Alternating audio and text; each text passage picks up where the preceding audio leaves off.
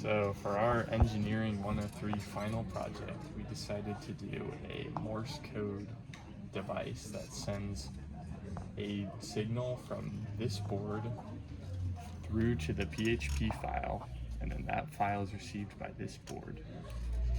So this board sends either a 0, 1, or a 2, depending on the resistance measured by this potentiometer, and then the 0, 1, or 2 is received by the PHP via post request.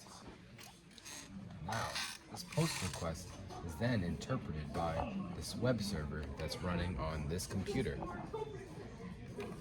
Once the PHP post request is received, it is written to a CSV file named mydata.csv.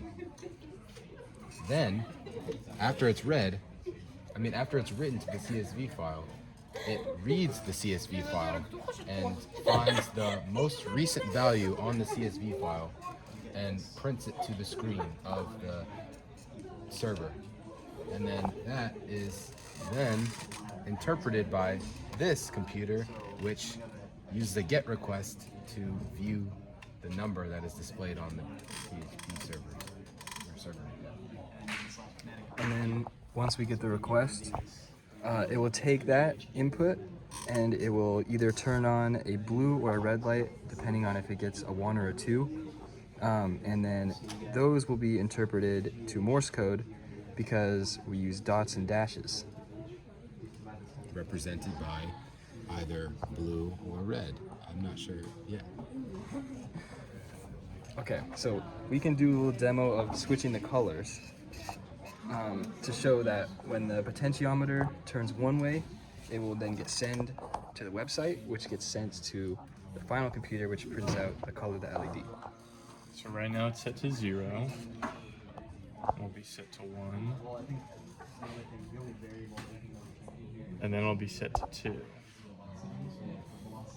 When it's set to 0, the light turns off.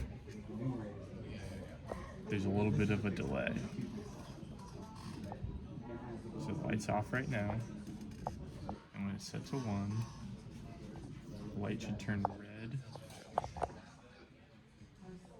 And when it's set to 2, the light should turn blue.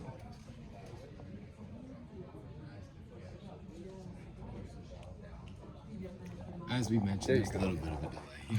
It did turn blue though. It just took a few seconds because it has to get sent first to that computer and then it'll get sent to this one. But yeah, that's pretty much our project.